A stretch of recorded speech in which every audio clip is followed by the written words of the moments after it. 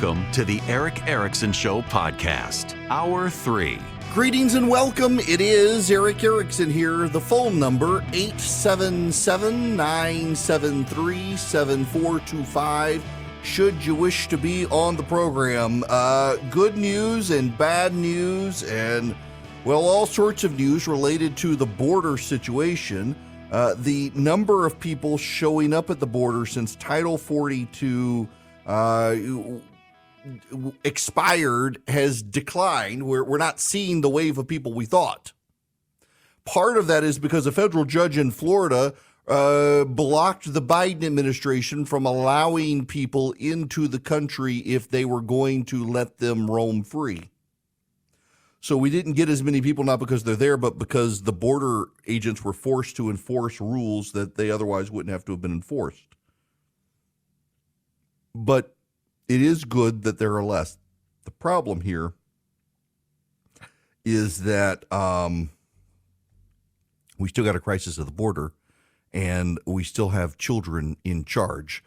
Here, for example, this is some of the conversation over the weekend on the Sunday shows with Mayorkas. Do you have numbers? I mean, how many have been released without a mandated court date? So we released a number because of the surge that we experienced before Title 42 came to an end. Now, with the 50% drop in the number of encounters at our southern border, we are executing our consequence regime exactly as planned. A little more. What are the numbers, 5,000?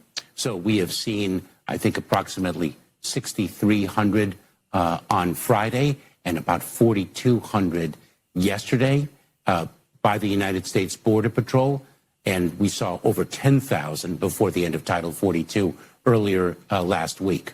Why do you think that is?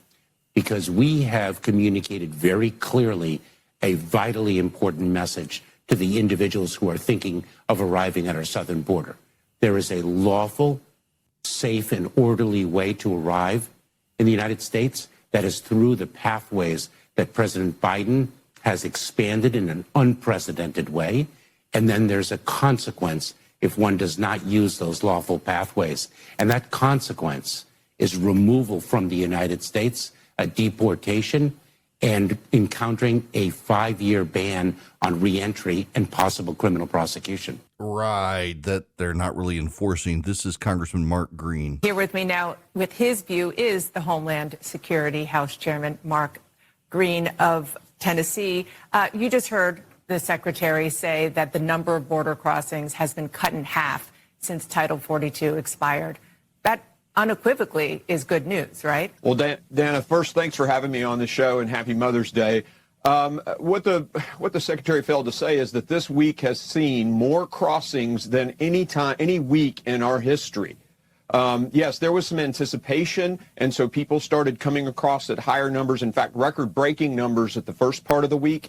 But in the latter part of the week, a judge ruled that they can't do their plan of just releasing without a court date, which Secretary Mayorkas has said on the news was a bad idea. But that court ruling said he can't do that. The drug cartels have responded, and the numbers have fallen off for a couple of days.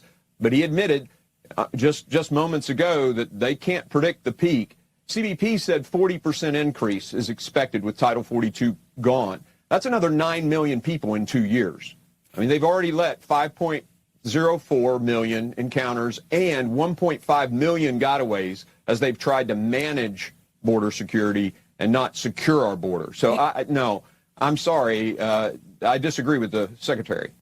Now, that was Congressman Green putting those numbers in perspective. Jay Johnson was Barack Obama's Secretary of Homeland Security. Back in 2009, he was on NBC, roundtable discussion with Chuck Todd, talking about the border numbers. Remember, Mayorkas said 6,300 came across just on Friday. Listen to Jay Johnson from back in 2019. The situation hadn't gotten any better. My staff will tell you if it was under 1,000 apprehensions the day before, that was a relatively good number. And if it was above 1,000, it was a relatively bad number, and I was going to be in a bad mood the whole day. On Tuesday, there were 4,000 apprehensions. I know that 1,000 overwhelms the system. I cannot begin to imagine what 4,000 a day looks like. So we are truly in a crisis.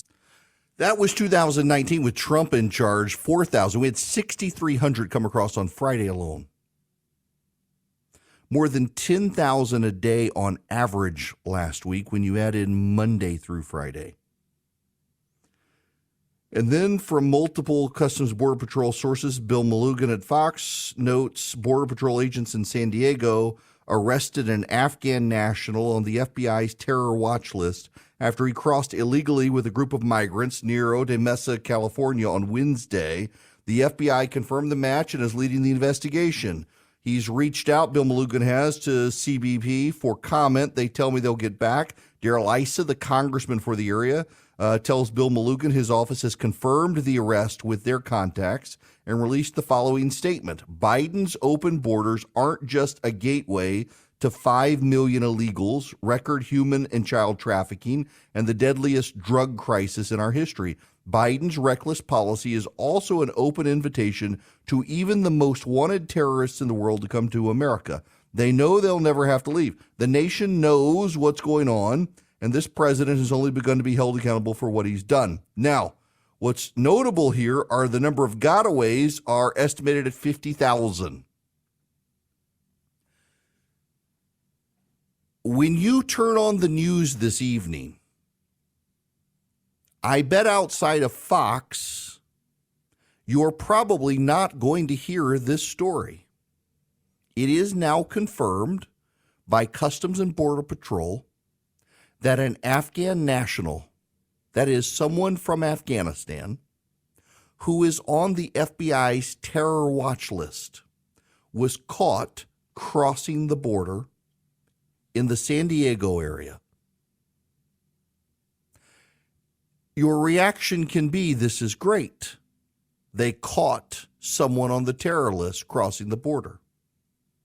But they're averaging 50,000 gotaways a month. That is, 50,000 people a month are not caught and come into this country, are not caught, and are wandering here now. If you caught one Afghan national on the terror watch list, how many are roaming the country who haven't been caught? The gotaways. This is a national security issue. The Biden administration can say we have a secure border. Alejandro Mayorkas, the Secretary of Homeland Security, says we have a secure border. But when asked to define what a secure border is, he never actually defines what a secure border is. He hems and he haws. They're coming into this country. Terrorists are coming into this country from Mexico. They fly to Mexico City. And then unlike the illegal immigrants in desperate straits who walk up Central America, I mean, literally spend months walking, a lot of these people, they fly into Mexico City. And then they hire drivers to take them to the border. And then they hire coyotes to help them cross the border. You've got fentanyl streaming across the border. You've got human trafficking victims, a lot of children who are coming into this country who are going to be used as either slave labor or sex victims. Now you got a terrorist, or at least on the terror watch list, who's caught in San Diego. And what's so galling here is notice most of the mainstream media outlets, they don't talk about the fentanyl crisis. They don't talk about the massive amount of drugs coming across the border. They don't talk about it. They ignore it.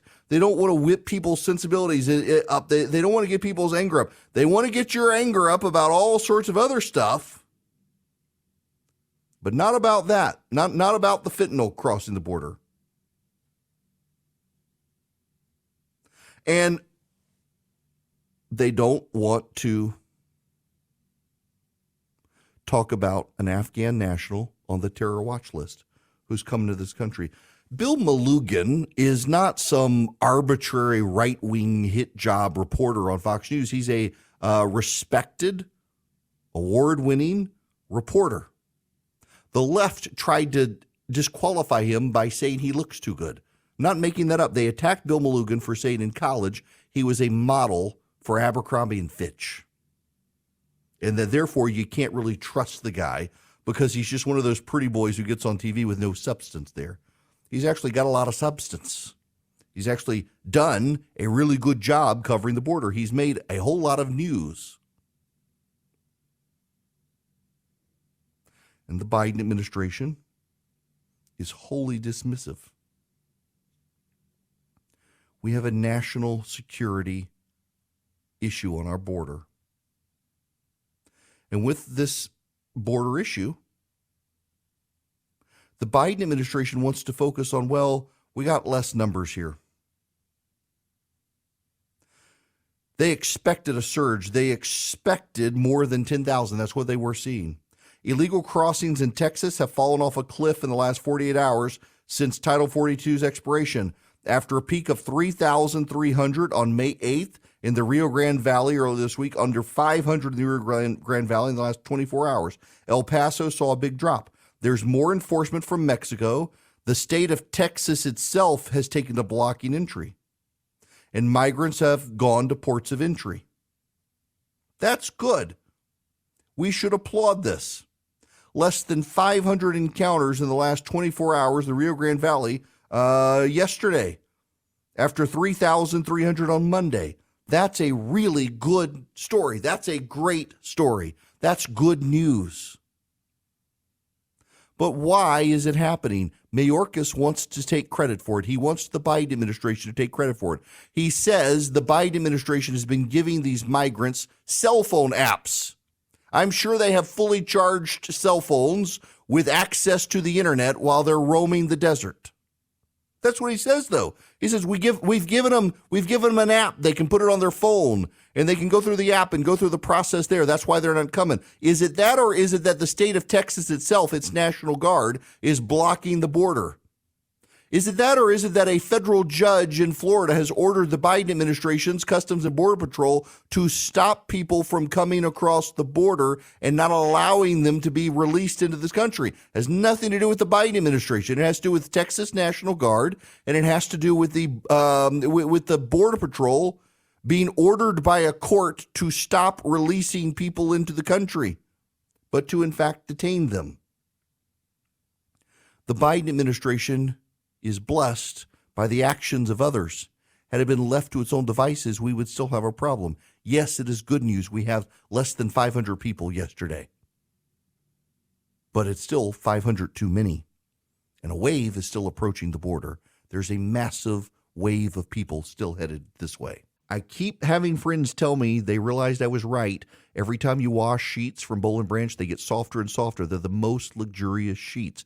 The highest quality, incredible craftsmanship with just unmatched softness. 100% traceable organic cotton. It gets softer with every wash. I tell you guys that it's true.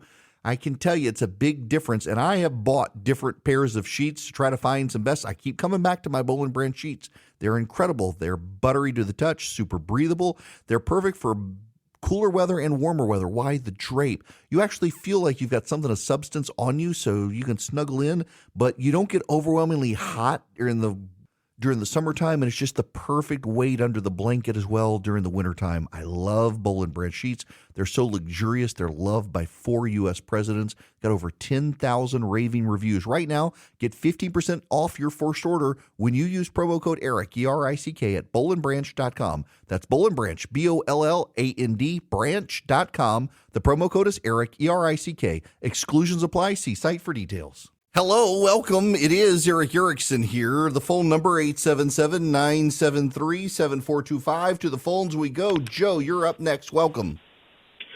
Hey, Eric. I'm wondering why nobody's talking about Greg Abbott, governor of Texas, putting troops and barbed wire on the border and stopping immigrants, but yet the White House is claiming that Title 42 was repealed and big numbers of immigrants are no longer coming across. Is there anything... That was my point earlier. I mean, that's Mayorkas is trying to take credit for only 500 people coming across, but it was the Texas National Guard that went down there, strung a lot of barbed wire, and has physically, I mean, they've been caught on film physically blocking people from climbing up the bluff. Back. Yes. And now they're extending it left and right. Yes. Yeah, they're pushing the wire farther left and right and saying, hey, this is working amazingly. Right. Surprise. And the Biden administration, of course, says, well, we only had 500. We were expecting a surge, and it didn't turn out. It turns out our policies are working. Well, if your policies are Texas soldiers on the border with barbed wire, yes, but those aren't your policies, Mr. President. Great point, Joe. I mean, they literally were caught on, if y'all haven't seen the video, it was on Fox the other day. I think it was Bill Malugan's film. The Texas National Guard guys literally are blocking the paths of immigrants illegal aliens who are trying to climb up the bluff out of the Rio Grande, and they can't get up because the Texas National Guard's there standing there looking at them saying, you can't come. And they can't get up. So surprise, of course that's happening. Good for them for doing that. By the way, there is some news on the presidential front you should know. Tim Scott is expanding his operation. He's brought in Bill Haslam. Bill Haslam has been governor of Tennessee. And he looks like he's got Michael Johnson, the South Carolina businessman, will be a finance chair. Zach Moffitt from Targeted Victory is going to have a campaign role. Haslam had been the Republican Governors Association chairman from 2017 to 18. Tim Scott is going to make a run of this. Now, there are a lot of people, particularly DeSantis supporters, who are very dismissive of Tim Scott, who say, well, I mean, he might get third place. I wouldn't be as dismissive of Tim Scott as some people are. He is a real happy warrior. He's a very nice guy. And there is a level of loyalty to Tim Scott. Scott, Haley, and DeSantis and Pence actually all have very loyal staff. Scott's strategy is he wants to run as the happy warrior with the opportunity message and not be the angry iconoclast, but the guy who says America can work for all of us. Whether that message can penetrate, I don't know, but he's going to make his formal announcement, May 22nd in North Charleston. He has his exploratory committee out. I'm looking forward to seeing him formally in the race as a candidate. I genuinely got a soft spot for Tim Scott. I like the guy tremendously. I always have. He's going to be at the conference. He's going to be at the gathering in August. Y'all can come hear him.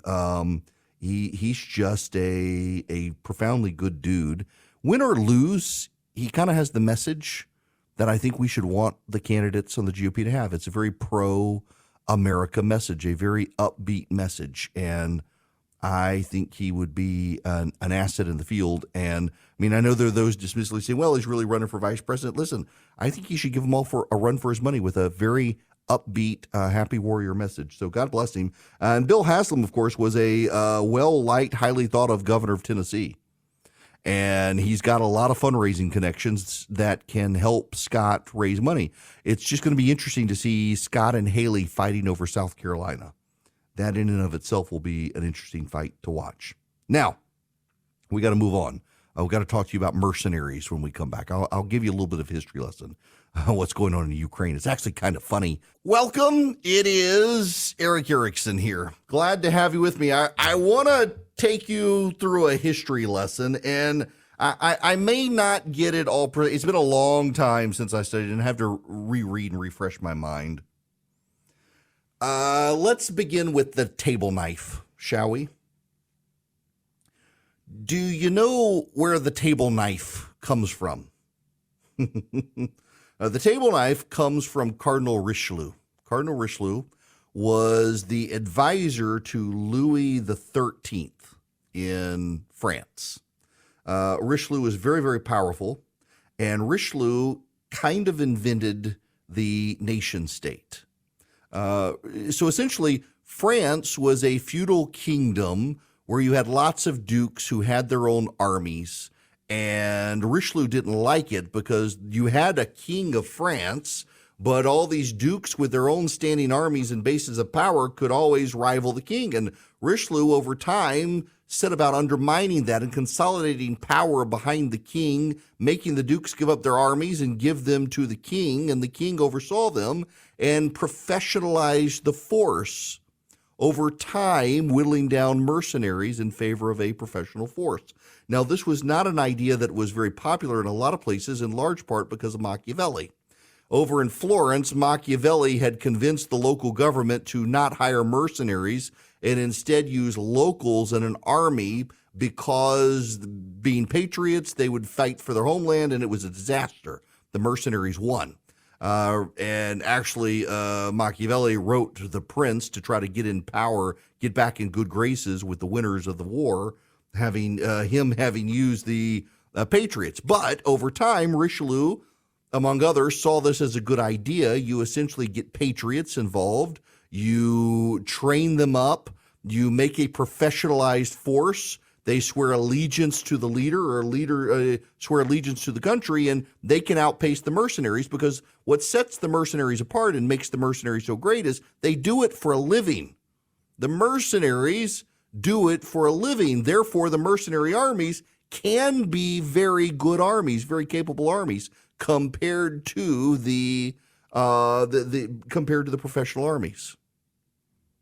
Richelieu wanted to start professionalizing the French army and consolidate it under the king. Now, this gets back to the table knife. He would have meetings with people. They would come in and they would use their broad knives, and he didn't like their table manners. And so Richelieu insisted that all the knives have the ends rounded and the blades dulled to make them have to sit there and cut their meat in a civilized, refined way. He was kind of an interesting guy. Richelieu died before the end of the 30 Years' War. The 30 Years' War was like World War I and II for medieval Europe. In fact, people kind of begin the idea of the modern world after the 30 Years' War was resolved. Basically, you had a Catholic king in the Holy Roman Empire deposed, and so Emperor Ferdinand II was deposed by Frederick V, who was Protestant. There was a big war over it. It drew in the Dutch Republic. It drew in the Spanish. It drew in the French. It drew in the Swedes. England kind of set this one out. It was a central continental war in Europe, and it lasted for 30 years. The Dutch and the Spanish were already fighting each other over Protestant versus Catholic control of the Netherlands in an 80 Years' War. They all kind of came to a head, and they wound up being satisfied with the Peace of Westphalia. And we set the modern nation state to the Peace of Westphalia, because after that, France kind of becomes a real nation state. Richelieu started it. Louis XIV kind of locked it in place. The German states, Prussia becomes a thing. Austro-Hungarian Empire becomes a thing. Britain is Britain. Spain is Spain. And so nation states, instead of feudal kingdoms with rival lords, become a big thing. The Holy Roman Empire begins to fade, and there's natural consolidation. And among those things that happens is the Machiavellian Richelieu idea of the professional soldier standing army, where the countries of Europe keep standing armies and they don't rely on mercenaries anymore. And the mercenaries begin to go away. Napoleon, once he takes over France, really locks in the professional soldier army. The United States had become a country in the late 1700s. And even then, when the U.S. makes its first engagement abroad in Tripoli, in Libya, with the Barbary states, we relied on a contingent of Marines overseeing a bunch of mercenaries. And we began to get rid of it as well. Well, fast forward to the 21st century. Mercenaries start to play a role again. The fall of the Soviet Union saw a lot of wealthy troops from the Soviet Union who knew how to fight go off to third world countries and become arms dealers and mercenaries for a lot of third world rogue regimes. And as Vladimir Putin took over in Russia, Vladimir Putin allowed the mercenaries to come home and used the mercenaries instead of the professional armies in sticky situations. In Syria, for example, the Russians are not technically at war in Syria siding with Bashar al-Assad. Instead, the Russians are sending the Russians as mercenaries under the Wagner group. It looks like it's Wagner, but it's pronounced Wagner, and they've gone to Syria. Well, the Wagner group is also in Ukraine, and this is where I ultimately want to go. The reason Machiavelli said you should use patriots, even though it didn't work out for Machiavelli, the reason you should use patriots and you should use citizens is because you got a more loyal army, loyal to the government. With the mercenaries were ultimately always in employ of someone. And if the money stopped rolling in, the mercenaries could turn on you. Your citizens from your nation state would not. It's what Machiavelli got. It's what Richelieu got. It's what the European armies and Napoleon got after the Peace of Westphalia. And it's what Vladimir Putin has forgotten. And this story is priceless. Yevgeny Prigozhin is the head of the Wagner Group. He's a hired hand, a supposed loyal lieutenant to Vladimir Putin, and things are not going well for the Russians in Bakhmut. Bakhmut is a Ukrainian city. The Ukrainians have decided to take it back. They have been bombarding the Russian positions, but Wagner mercenaries are the ones controlling the city. There has now been a leak. Turns out Yevgeny Prigozhin made Ukraine an offer. He's a mercenary. He's the head of the Wagner Group. They are for pay with the Russians. He has been openly angry about the Russian military situation, the poor training of the recruits from Russia. And Prigozhin said that if Ukraine's commanders would withdraw their soldiers from around Bakhmut, he would give Kyiv information on where the Russian troop positions were, so Ukraine could attack the Russian professional army instead of killing Wagner's paid mercenaries. He conveyed the proposal to his contacts in Ukraine's military intelligence directorate, with whom he's maintained secret communications throughout the course of the war. Prigozhin has feuded with military commanders in Russia, who he furiously claims have failed to equip and resupply his forces, which had provided vital support for Moscow. He's an ally of Vladimir Putin, who regards Prigozhin as one of his most loyal lieutenants and might see this as a betrayal, which is why the American government has chosen to leak this information. The Ukrainians, by the way, are confirming the story. One official said Prigozhin extended the offer regarding Bakhmut more than once. Kyiv rejected it because they didn't trust him and thought his proposal could have been disingenuous. A U.S. official cautioned there are similar doubts in Washington about the intentions.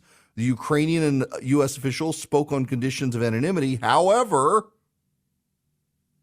Prigozhin is known to be frustrated with the fighting in Bakhmut. They put the Wagner mercenaries at the front lines, and they put the Russians in ancillary positions. And it does appear that the Wagner commanders were trying to negotiate with the Ukrainians that if you stop killing our mercenaries, we'll give you the coordinates of the Russians, go bomb them, and you can take over the city, and we'll just go home. It does turn out that Prigozhin has complained publicly and privately the Russians are not giving his mercenaries weapons, that he is expected to buy the weapons and the munitions himself, that they're redirecting the munitions elsewhere, and in fact, they're in danger of an ammunition shortage, just like the Ukrainians are because of the Americans. Now, I bring all of this up because you should never trust the mercenaries. Never trust the mercenaries. But Putin has to trust the mercenaries because Putin has played his hand so badly here. This is why, if you're wondering why there's a bipartisan good faith effort to get the Ukrainians as many weapons as possible, as quickly as possible, this is why. Now, I know there are people on the right who are convinced that somehow our soldiers are going to go to Ukraine and that we shouldn't be spending money on Ukraine. I understand there are people, including some of you, who think that. But if you want to kind of understand why, this is it. Because we know enough about the Russian situation that as much as we are increasingly concerned about weapon shortages, the Russians really are concerned. The Chinese and the Iranians are helping the Russians, but they're not sending bullets and ammo in large part because of incompatibility issues. We're surrounding them. We have them in positions where we could wipe out the Russians, and it's not us doing the killing. It's the Ukrainians. We're staying out of it. We're providing the weapons. We're not providing the manpower. The Ukrainians are fighting to save their homeland, and this war is not going well for the Russians. If we can weaken the Russian position and they have to withdraw from Ukraine, it undermines the Russian-Chinese alliance. At the same time, as the Ukrainians buy weapons from us, it provides jobs for us. You know all the money we're supposedly sending to Ukraine? well over half of those billions of dollars come back to the United States in the form of arm purchases to places like Alabama where they build weapon systems.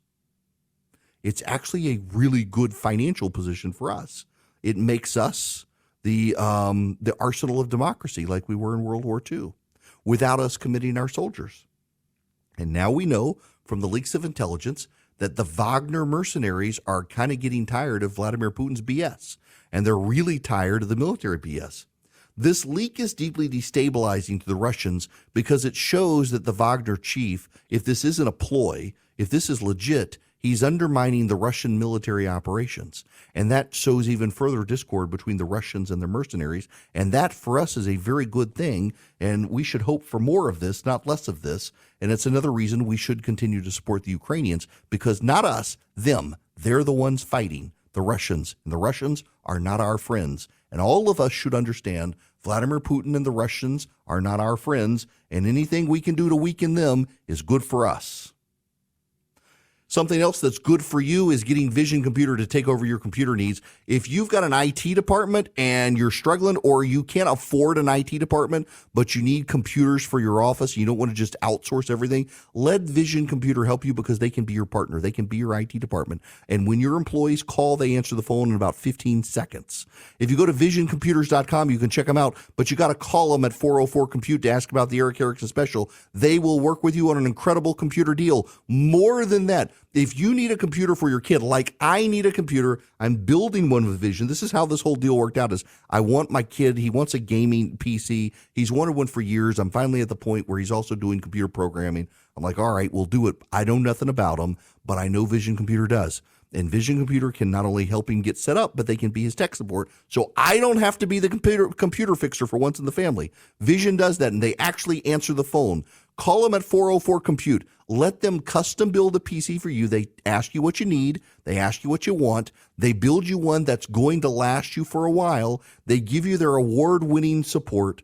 They pick up the phone when you call them. They call you back if they can. And the best part is, many cases, they can just remote in to help you with your computer situation, so you don't have to take your computer to them. 404-COMPUTE or visioncomputers.com. If you call them, ask about the Eric Erickson special. Welcome.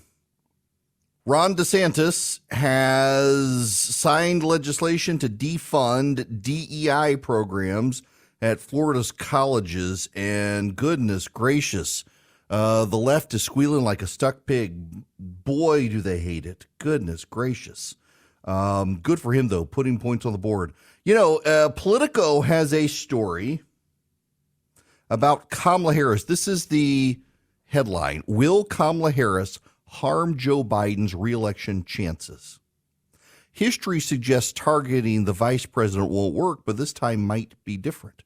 This is Jeff Greenfield, and the basic point is that polling, even among Democrats, shows there's real concern about Joe Biden's age. Real concern. And the result is that more and more people are thinking about his nomination and about his running mate. In fact, in the 1950s, the Democrats attacked Dwight Eisenhower over Richard Nixon and nearly beat Nixon. It was their concerted effort. And when Nixon had Spiro Agnew, the Democrats attacked Spiro Agnew. Now, it wasn't successful. I mean, obviously Eisenhower won, Nixon won.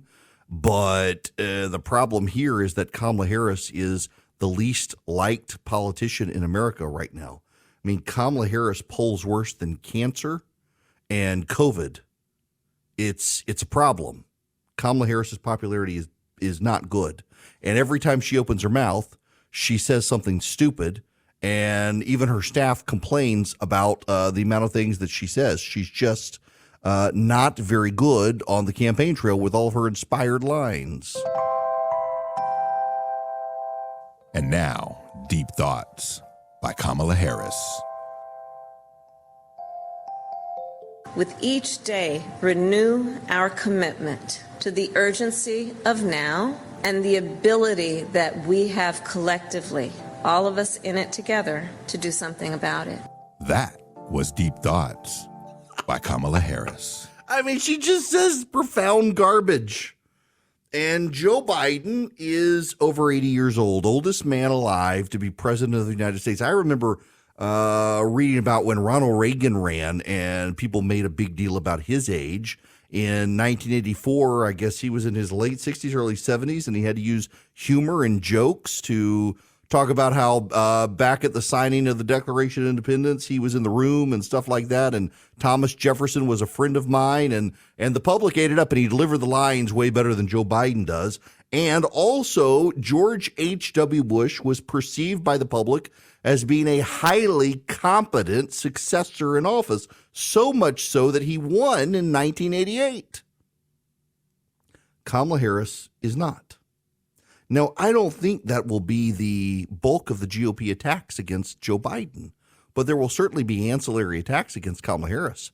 But with the economy headed to recession, and by the way, earnings reports make it look like the recession is already here, you're going to have an economic issue to go against Joe Biden. You're going to have an age issue to go against Joe Biden. You're going to have a competency issue to go against Joe Biden. And you're going to have a Kamala Harris issue to go against Joe Biden. Cackles can't perform well on stage. She cackles whenever she gets feels a little awkward. It's kind of her tell. The Biden team doesn't know how to combat it because they can't get rid of her, because if they did, they would be eaten alive by the wokes. It's hilarious to watch. Without the ones like you, who work tirelessly to keep things running, everything would suddenly stop. Hospitals, factories, schools, and power plants, they all depend on you. No matter the weather, emergency, or time of day, you're the ones who get it done. At Grainger, we're here for you with professional-grade industrial supplies. Count on real-time product availability and fast delivery. Call, click Grainger.com, or just stop by. Grainger, for the ones who get it done.